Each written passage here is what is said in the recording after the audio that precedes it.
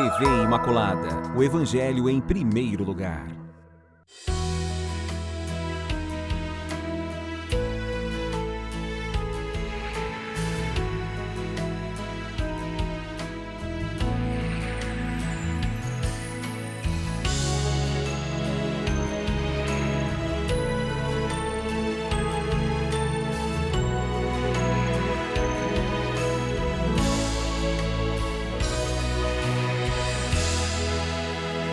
Olá, queridos!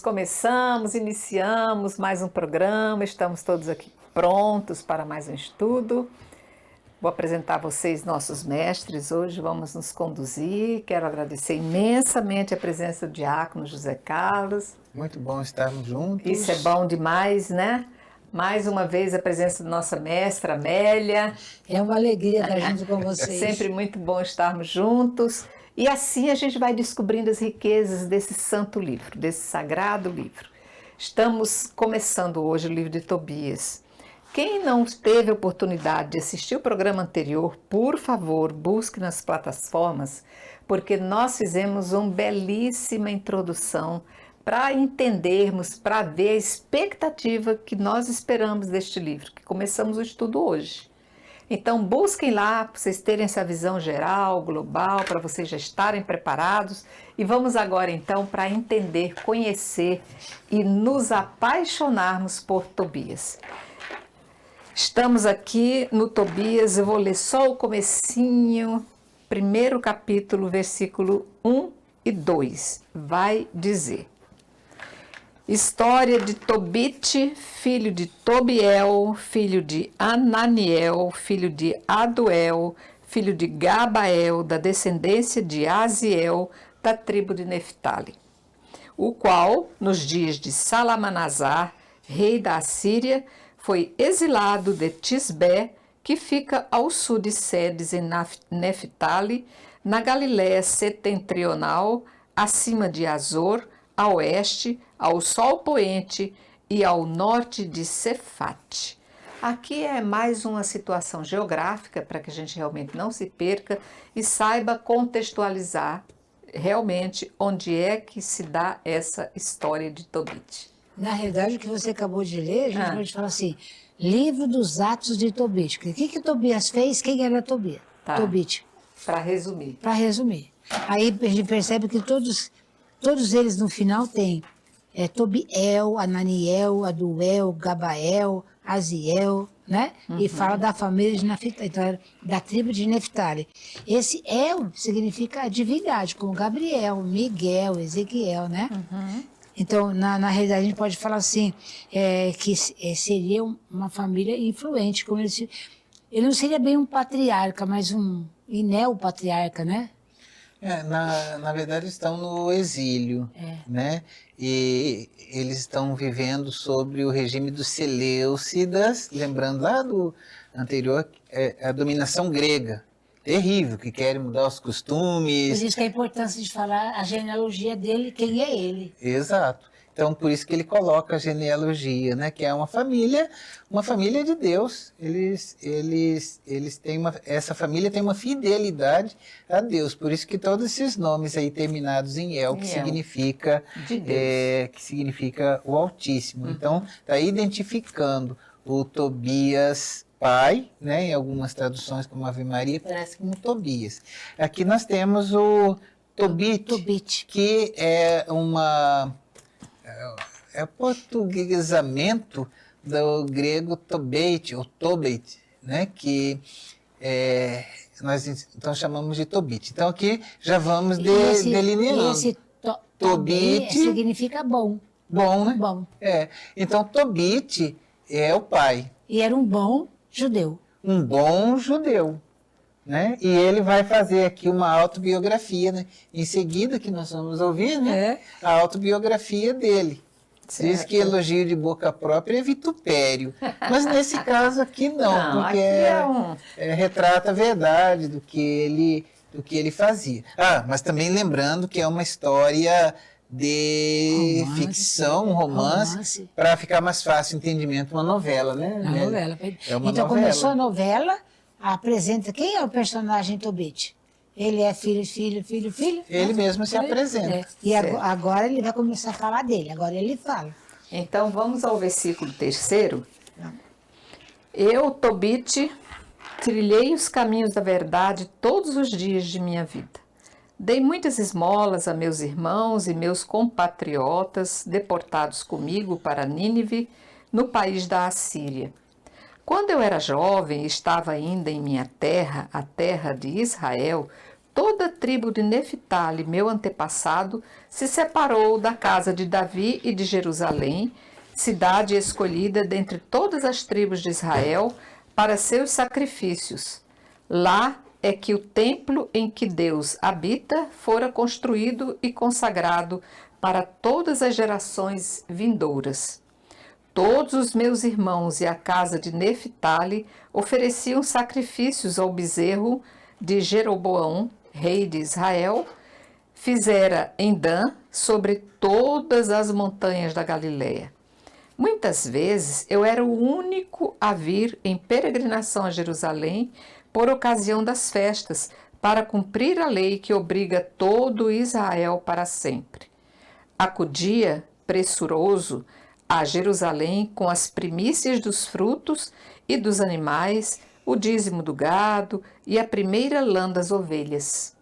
Eu as entregava aos sacerdotes, filhos de Arão, para o altar. Aos levitas, então em serviço em Jerusalém, eu dava o dízimo do vinho e do trigo, do óleo, das romãs e dos outros frutos. O segundo dízimo eu o pagava em dinheiro, pelo espaço de 6 anos, e ia gastá-lo cada ano em Jerusalém. O terceiro dízimo eu o entregava aos órfãos, às viúvas e aos estrangeiros que viviam com os israelitas. Levava-o e dava a eles de 3 em 3 anos, e nós o consumíamos conforme os preceitos da lei de Moisés e as recomendações de Débora, mãe de nosso pai Ananiel, pois meu pai havia morrido, deixando-me órfão. Chegando à idade adulta, casei-me com uma mulher de nossa parentela, chamada Ana. Ela deu-me um filho, a quem chamei Tobias. Você começou a ler uma história, quando ele começa a falar, ainda jovem estava em Israel minha pátria, minha tribo, se separou. Aqui ele está contando aquela história que está no livro de Reis, que fala quando Salomão morreu, que subiu no trono o filho dele, Roboão, né? E o povo foi falar para ele, olha Roboão, seu pai acabou com a gente, cuida de nós, né? E nós lhe seremos fiéis. Aí Roboão consulta os velhos do reinado, os velhos falam, faz o que o povo quer, o povo está massacrado. Aí ele vai falar com a juventude, ele era um jovem, que nada. Aí ele chega e fala, olha, se meu pai maltratou vocês com dedo de ferro, eu vou maltratar vocês com a mão de ferro. Aí as 10 tribos presididas por Jeroboão diz que nós temos que a casa de Davi, nada, fora. Aí se separa. Era um reino só, o povo de Israel. Aí se separa. O reino do norte, 10 tribos, vai ser comandado por esse Jeroboão, e o reino do sul fica com Roboão. Aí o que Jeroboão faz? Ele pensa, se o povo está acostumado a ir para Jerusalém no templo, o templo está em Jerusalém, que é no sul. No sul. O que vou fazer? Aí ele constrói um templo lá. Mas ele não tem a Arca da Aliança nem nada, né? Então o que ele pega? Ele faz um bezerro e fala, olha, esse bezerro que representa o nosso Deus. Para o povo não descer. Porque queria um atrativo para manter o povo lá. Uma religiosidade. Porque se descer, o povo vai voltar tudo na escravidão com o Roboão. E ele quer livrar o povo. E lá ele fez esse altar, e lá eles faziam tudo que fazia em Jerusalém, fazia nesse altar. Então ele está contando fazer isso. No entanto, eu era o único que eu ia para Jerusalém. Ele manteve, né? É alguém que mantém vivo o vínculo a Jerusalém. Então está ligado ao Roboão. O vínculo real, né? Isso é em torno do ano 954, por aí. 950. Ele era um homem muito justo desde os princípios. Ele tinha um princípio assim correto, certo, então, né? nós lembramos aqui que é uma história de ficção, Isso. um fim edificante. Sim. É uma catequese. Isso. Então, nessa catequese, o tempo, né, a história e a geografia não são assim exatas, não pode contar, porque aqui, pensa, ele está ainda lá na divisão das tribos, no final da vida de Salomão, como a Melinha já explicou, né? Mas aí ele está explicando todas as vicissitudes aí do povo de Deus, a divisão, né? Os pecados que haviam mais no norte, no sul também tinha, mas a idolatria era maior, porque fez bezerro de ouro. Isso. E ele não concordava com aquilo. Ele era da tribo de Neftali, que ficava com as 10 tribos lá no norte. Mas ele reconhecia a primazia do templo de Jerusalém, que Deus estava presente, como a Melinha disse. A arca estava onde? Estava no sul. Então ele era um dos únicos. Todo mundo... subia para fazer as suas Ele era homenagens. um dos únicos a nadar contra a corrente. Certo. Ele ia contra a corrente Aham. e ele acreditava. Ele fala Né? que ele era dos únicos, mas tinha mais gente que ia, né? Lógico. Tinha. É a mesma coisa, José? Mas só completando. Ele descia, e aí entra aquilo que a Amélia falou, a questão do dízimo. Né? Por quê? Porque os levitas, né, e o pessoal de Arão e os levitas, eles não tinham terra. A tribo de Levi não tinha terra. Então eles precisavam do dízimo, né, e das ofertas para eles poderem sobreviver. Então ele conta aqui tudinho como é que funcionava lá naquele Está tempo. fazendo memória. Está fazendo memória, está fazendo Se eu catequese. quisesse contar a história da minha nona, por exemplo, Sim. que veio da Itália, minha mãe me contou a história. Eu escrevo uma história, mas eu não estava lá, nem era nascida. Aí eu Exato. conto a história com aquilo que eu ouvi falar. E aqui, ele também quem está escrevendo está contando a história, mas que não estava na história. Está Eu ouvi fazendo falar. Memória. catequese. É. Isso é muito caro ao judeu. O judeu até hoje, na Páscoa judaica, o filho mais novo pergunta, papai, o que a gente está fazendo aqui? O que Por ocasião da significa? Páscoa. Por ocasião da Páscoa. O pai de família faz a catequese durante a Páscoa judaica. Ele está fazendo memória, está fazendo catequese. Assim, à primeira vista, a gente vai falar, puxa, mas é um erro histórico. Como que ele pode estar lá e depois, como que ele pode estar na Síria e pode estar na Babilônia? Porque não, a questão histórica não é bem definida. Mas a intenção dele não é dar aula de história, é fazer catequese. E você vê, depois quando você vai no Novo Testamento, Evangelho de Lucas, assim, você vai ver, eu não sou como aquele, eu esmola, eu pago, na realidade ele está aqui, ele está... O que ele está falando assim? Aquele fariseu que dá graça a Deus por tudo, né? Enquanto a viúva tira do bolso aquela moedinha que não valia a única coisa que ela tinha. Então aqui ele faz o relato, eu era justo, como se fosse um fariseu. Fazia. Sigamos versículo 10. Quando da deportação para a Síria, ao ser desterrado, fui para Nínive. Todos os meus irmãos e os da minha raça comiam dos alimentos dos pagãos. Quanto a mim, eu me guardava de comer dos alimentos dos pagãos. Como eu me lembrava de meu Deus com toda a minha alma, concedeu-me o Altíssimo graça e favor diante de Salmanasar, e cheguei a ser seu procurador. Eu viajava para a Média e lá administrava seus negócios até sua morte. E depositei em Rages, na Média, na casa de Gabael, irmão de Gabre, uns sacos de prata contendo 10 talentos. Morto Salmanasar, sucedeu-lhe ao trono seu filho Senaqueribe. As estradas da Média foram fechadas e não pude voltar mais lá.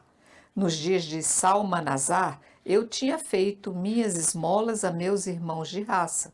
Dava meu pão aos famintos e roupa aos que estavam nus, e quando via o cadáver de algum dos meus compatriotas, jogava para fora das muralhas de Nínive e sepultava-o. Enterrei igualmente os que Senaqueribe matou. Quando regressou da Judéia em fuga, depois do castigo que lhe mandou o rei do céu Por causa de suas blasfêmias, Senaqueribe, em sua ira, mandou matar muitos dos israelitas. Então eu retirava seus corpos para dar-lhes sepultura. Senaqueribe os procurava e não mais os encontrava. Um ninivita foi denunciar ao rei que era eu quem os enterrava clandestinamente. Quando eu soube que o rei estava informado a meu respeito e que me procurava para matar-me, tive medo e fugi. Todos os meus bens me foram arrebatados. Tudo foi confiscado para o tesouro real. Nada me restou senão Ana, minha esposa, e meu filho Tobias. Menos de 40 dias depois, o rei foi assassinado por seus 2 filhos que fugiram para os montes Ararat. Sucedeu-lhe seu filho Azaradom. Este constituiu Aicar, filho do meu irmão Anael, superintendente das finanças do reino, de modo que ele dirigia toda a administração. Então Aicar intercedeu por mim e eu pude retornar a Nínive.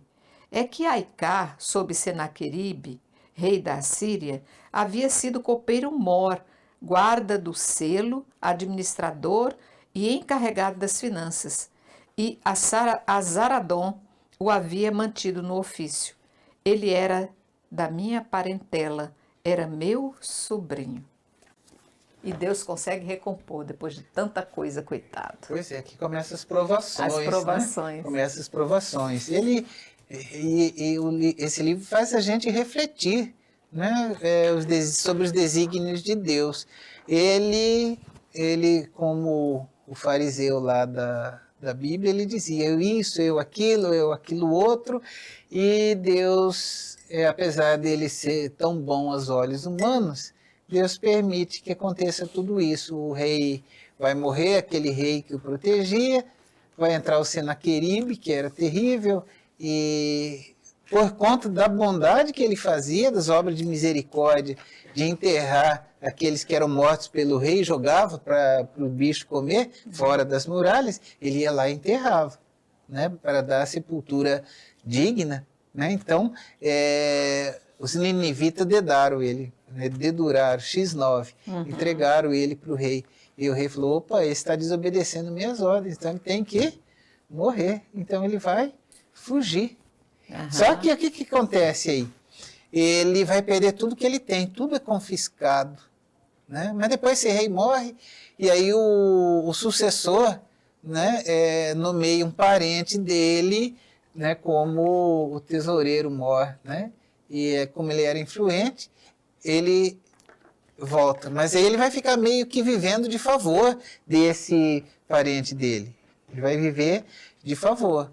Mas vai ter uma vida boa, vai estar participando lá de um banquete, quando o passarinho vai fazer cocô no olho dele. Né? É o que nós vamos ver. Mas isso vamos ver depois, nos próximos capítulos. Mas é interessante, eu me lembro que quando nós comentamos sobre a introdução desse livro, me chamou muita atenção as provações pelas quais as pessoas boas, de boa índole, de bom coração, passam. Então a gente reflete assim, ter bom coração não significa que você não vai passar por dificuldades e por dores. Significa que Deus, que tudo vê, conhece seu coração, vai observar como é que você vai reagir diante das dores e das dificuldades. Então, depois, você terá a sua recompensa conforme a vontade de Deus. Se você é um filho amado, fez tudo conforme Deus queria, não tema as provações. Abrace as provações como sendo algo que Ele lhe deu, é sua aprovação, não é de mais ninguém. E aqui eu vejo de forma muito bonita exatamente esse processo que vem vivendo então, né, o Tobias. De ser um homem de bom coração, boa índole, fazer tudo por amor a Deus, preservar principalmente os corpos das pessoas que naquela época não tinham valor, morreu, perdeu o valor, e ele tinha o cuidado de manter protegido aquilo que foi sagrado a Deus, o templo de Deus, que é o corpo de cada um de nós. Muito bonito, mas eu vou fazer o seguinte, eu vou pedir um pequeno intervalo, nós já voltamos com Tobias.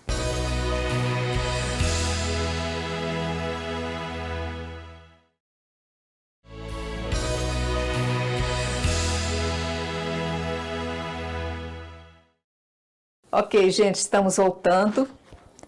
Conhecendo Tobias, nós estamos pouco a pouco tentando saber quem é Tobias e fazer um desenho perfeito de quem ele foi, com tudo que ele tem a nos mostrar. Vamos entrar agora no capítulo 2 do livro de Tobias, que vai exatamente falar esse caso que o diácono contou para nós sobre o cego. Vamos ler aqui do versículo, capítulo 2. Nós vamos ler até o 6, é suficiente, meninos? Acho que sim, né? Eu paro um pouquinho ali no 6, depois, se for o caso, a gente continua. No reino de Azaradom, pude voltar para minha casa e foi-me devolvida minha esposa Ana com meu filho Tobias. Em nossa festa de Pentecostes, a festa das semanas, foi-me preparado um excelente almoço e reclinei-me para comer. Quando puseram à mesa com numerosos pratos, disse a meu filho Tobias: Filho, vai procurar entre os nossos irmãos deportados em Nínive algum pobre de coração fiel e traze-o aqui para comer conosco. Esperar-te-ei até que voltes, meu filho. Saiu, pois, Tobias à procura de algum pobre dentre nossos irmãos e quando regressou disse: Meu pai. Respondi: E então, filho? Continuou Tobias: Pai, há um homem do nosso povo que acaba de ser assassinado. Foi estrangulado e depois lançado na praça do mercado e ainda está lá.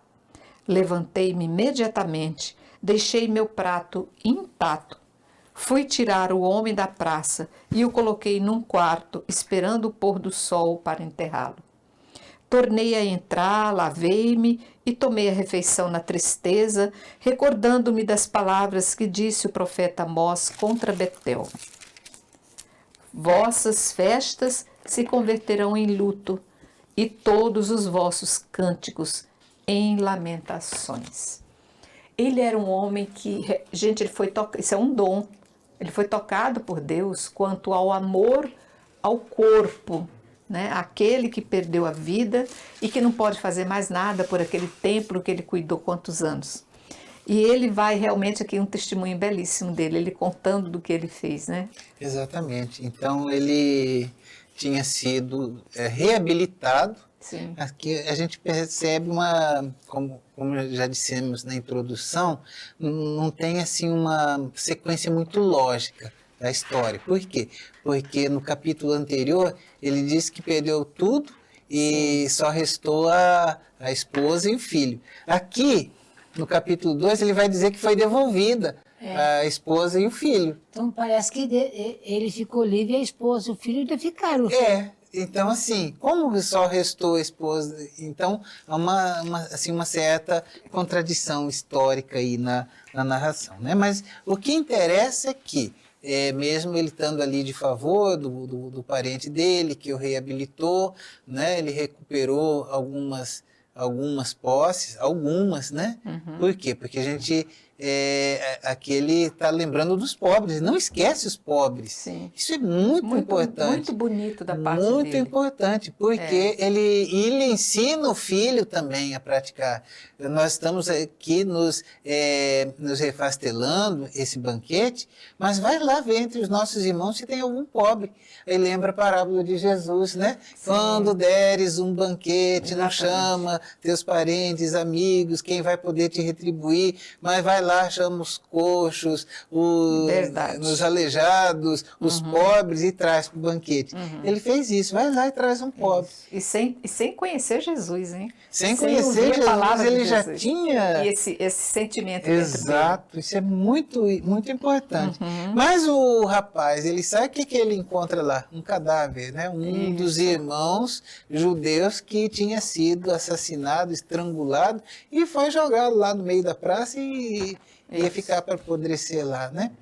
O filho volta angustiado, fala para ele: pai, tem um dos nossos morto lá, e aí, o que a gente faz? Você vê que o filho também começa a ter a mesma preocupação do pai. Você vê como é importante o testemunho, né? Aí, ele agora é o filho pai, que se preocupa com o corpo que está lá jogado. Porque ele poderia ter dito: não, meu pai pediu apenas para arrumar um pó para ir para a mesa comer. Deixa esse aí. Deixa esse cadáver, tem que passar por cima dele. Mas ele não, ele... Você vê o testemunho é uma coisa forte. A catequese começa em casa, exatamente. pelo testemunho dos pais. Os pais são os primeiros, Exatamente. podemos dizer assim, os É. primeiros catequistas. Então, ele catequizou bem o filho dele, o Isso, com Tobias. certeza. E você vê que ele pega o corpo e põe num quarto, porque tem que esperar o sol Isso. O sol baixar. se pôr. Aí ele vai lembrar a frase do profeta Amós, né? Vossas festas transformaram em luto, vossos cânticos em lamentações. Isso. Profeta Amós. É. Então vamos seguir. Então, esse- é uma catequese, né? A gente vê. Mesmo por quê? Porque aqui ele está lembrando o profeta Amós, que já fazia toda essa denúncia para o povo de Israel, para o Reino do Norte. Ele era do Reino do Norte, e aí, por que nós estamos nessa situação? Por conta dos nossos pecados. Exatamente. Então, voltando aqui o versículo 7. E eu chorei. Isso, Tobias falando dele. É. Depois, quando o sol se pôs, saí, cavei uma fossa e o sepultei.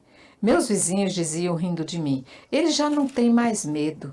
É preciso lembrar que minha cabeça já fora posta prêmio por tal motivo.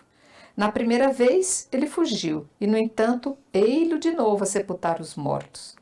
Naquela noite, tomei banho e fui para o pátio de casa e deitei-me junto ao muro do pátio, com o rosto descoberto por causa do calor. Não reparei que havia pardais acima de mim no muro. Caiu-me nos olhos excremento quente, produzindo neles manchas brancas.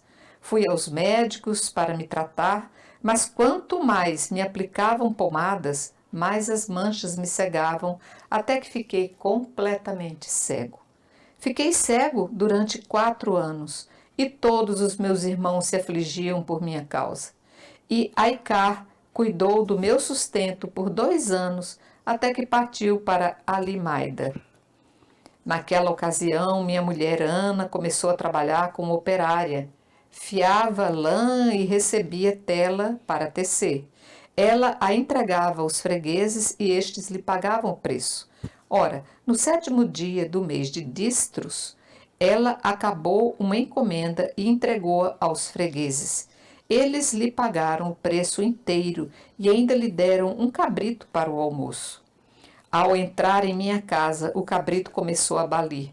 Chamei então minha esposa e perguntei-lhe, de onde vem este cabrito? Não terá sido roubado? Devolve-o a seus donos, porque não podemos comer coisa roubada. Ela me disse, é um presente que me foi dado além do meu salário. Mas não acreditei nela e ordenei-lhe que o devolvesse a seus donos, envergonhando-me por causa dela. Então ela replicou, onde estão as tuas esmolas? Onde estão as tuas obras? Todos sabem o que isso te acarretou. Ela que pegou duro com ele. Mas também ele provocou, Ele né? provocou, mas ele cego, aí é que está o julgamento precoce daquilo que a gente vê. Julgamento temerário. né? Temerário, Podemos dizer. aquele que se faz antes de qualquer coisa. Ele julgou que ela não era honrada. Ela era honrada. Ele respeitou a esposa, né? Ele não foi- Quantos anos juntos? Alguma vez ela tinha roubado alguma coisa? Então, ele julgou que ela teria roubado aquele cabrito, né? Então, foi uma ofensa muito grande para ela. Aí o sangue subiu. A insegurança de quem é cego. Não vejo mais, então agora eu posso imaginar. O sangue subiu e ela que ele ofendeu, ela trabalhando para dar duro, porque ele estava cego, estava Exato, não vivendo podia de favor. produzir. Ela produzindo, trazendo, né, o sustento para casa, e ele faz um julgamento temerário. Então ela acabou até blasfemando, né? Tá, tuas boas obras. Para que serve tudo isso que você fez? Olha aí o estado que você está. Né? Na Jogou verdade, ele está tudo. vivendo a custa da mulher, para ele, um homem, é humilhante. Humilhante. Agora, se você vai procurar estudar um pouquinho, fala que provavelmente estava perto da festa da Páscoa, que é a libertação do Egito. E deram para ela de presente para ela comer o cabrito com a fazer família. aquele almoço. Vamos ver o que vem agora? Capítulo 3. Com a alma desolada, suspirando e chorando, comecei esta prece de lamentação. Tu és justo, Senhor, e justas são todas as tuas obras. Todos os teus caminhos são graça e verdade, e tu és o juiz do universo. E agora, Senhor, lembra-te de mim, olha para mim. Não me castigues por meus pecados, nem por minhas inadvertências, nem pelas de meus pais, pois pecamos em tua presença e desobedecemos a teus mandamentos. E nos entregastes ao saque, ao cativeiro e à morte, ao escárnio, à zombaria e ao vitupério, de todos os povos entre os quais nos dispersastes.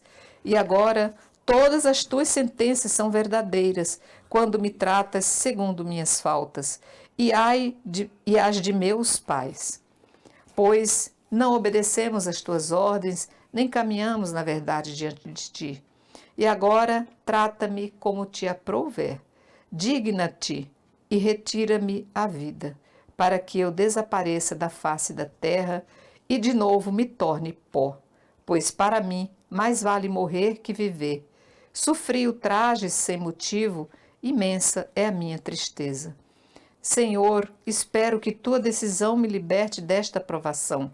Deixa-me partir para a morada eterna, não afastes teu rosto de mim, Senhor, pois é melhor morrer do que passar a vida aguentando um mal inexorável, e não quero mais ouvir injúrias contra mim.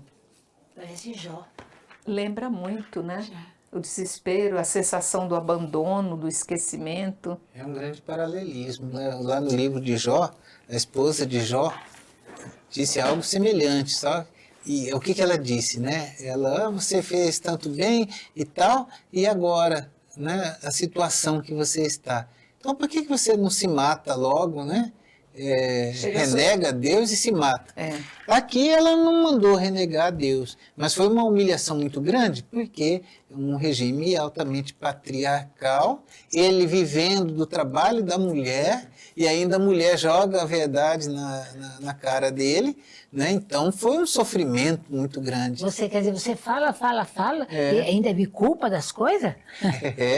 E aí, na oração, ele está pedindo a morte, está pedindo que Deus o leve, né? Assim como Jó também chegou, né?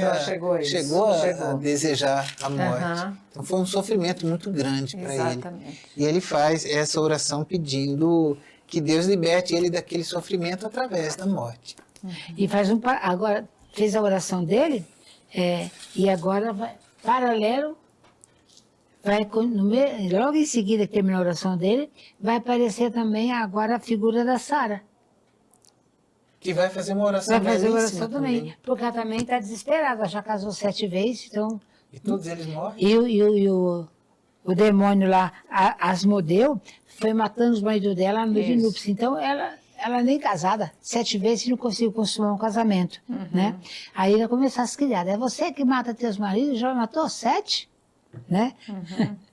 Mas como é importante a gente saber isso, para a gente se fortificar quando vier situações semelhantes para a gente. E ver que Deus já nos educou lá atrás, em histórias semelhantes, que talvez a gente nem passe por tanta coisa, mas para mostrar que aquilo que parece abandono de Deus, na verdade, Ele está esperando o seu crescimento. E a gente vê o poder da oração. Sim. E também a gente vê que é uma oração sincera. Ele abre o coração dele, ele fala tudo o que ele está sentindo, a humilhação, a vontade de morrer. Ele fala tudo isso com Deus. Ele abre, ele rasga o coração dele diante de Deus nessa oração. Ele não usa meias palavras, fórmula decorada. Não, ele fala aquilo que ele está sentindo, do grande sofrimento dele. Ele rasga o coração junto com Deus. Ele se aniquila. Já estou no chão mesmo, agora Sim, me leva, que eu não aguento mais isso. Você vê que quem está escrevendo essa novela faz. É uma pessoa que ele sabe que tem a terra e tem um céu. Então aqui na terra, olha meu Deus, é melhor eu morrer. Né? E vai fazer um paralelo agora com a desgraça da Sara também.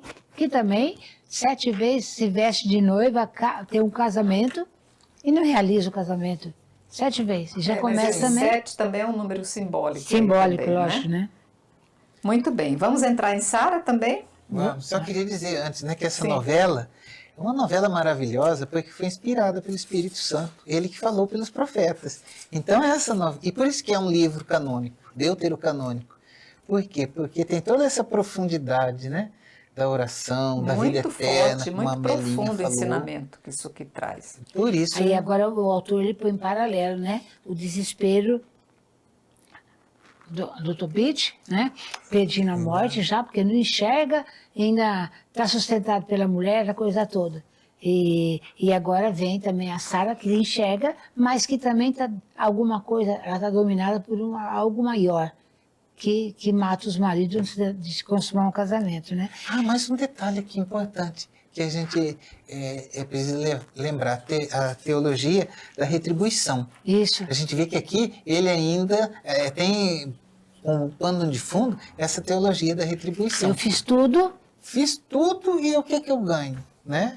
Mas ele reconhece também aquilo que eles acreditavam, que é a retribuição coletiva. Porque o judeu acreditava, até esse tempo, até o tempo de Jesus, eles acreditavam ainda que a retribuição ela poderia ser individual, mas também coletiva. Porque se meu pai, meu avô, meu tataravô cometeu algo grave, eu ainda poderia pagar o pecado, porque eles se baseiam lá no livro do Deuteronômio, que Deus fala que visita aqueles que o temem até a 1000ª geração, mas que visita o mal até a sua 5ª geração. E aí, então, na oração a gente percebe como pano de fundo. Meus pais pecaram, eu pequei, e eu estou recebendo, sim. Então, me vem à mente, assim, quantas pessoas que se entregam ao desespero, tiram a própria vida, porque na mentalidade dela, ou ela foi uma pessoa muito boa, ou ela não merecia aquilo pelo qual ela está passando. Mas isso, para mim, é infantilidade religiosa, é falta de Deus, é falta do conhecimento da teologia de Deus. Porque Deus nos forma através dessas dores, dessas ausências que Ele nos coloca, para que a gente chegue adulto ao céu, né? Com um crescimento elevado de quem é Ele, né? Que Ele jamais abandona um filho seu. Mas se querer morrer também, entra a questão do orgulho também. Por quê? Nesse caso de Tobit, sim. Entra um pouco do orgulho. Porque ele que já teve tanta coisa, agora está pobre, cego, sendo sustentado pela mulher, vivendo de favor. É muito triste, ele quer morrer. E por conta do orgulho, a soberba gera isso às vezes no coração do homem. Meus queridos, eu ia entrar em Sara, mas não vou entrar agora na Sara. Eu vou deixar Sara para que a gente estude no nosso próximo programa, começando a história de todo o comecinho, para a gente mergulhar nessa história das perdas que Sara teve, que foi em outro nível, perda dos maridos, né? Estamos conhecendo agora as perdas materiais, agora nós vamos conhecer as perdas sentimentais, né? Que formam a necessidade daquela mulher que naquela época era tão importante ter um companheiro ao lado, né? Então vamos deixar para o nosso próximo programa. Desde já eu convido a não deixar de acompanhar a nossa história de Sara a partir do nosso outro programa que está por vir. Eu quero agradecer a vocês, queridos mestres. Muito obrigada, Diácono. Muito obrigada, professora Amélia. Obrigada a vocês todos, queridos. Mantenham-se firmes. Não deixem de absorver os ensinamentos que a Palavra de Deus nos traz com o intuito de quero lhe fortalecer através daquilo que você está ouvindo e conhecendo, o livro sagrado. Rendo graças a Maria Santíssima por a oportunidade de mais esse programa, mais esse enriquecimento, dizendo Salve Maria Imaculada. Salve Maria Imaculada.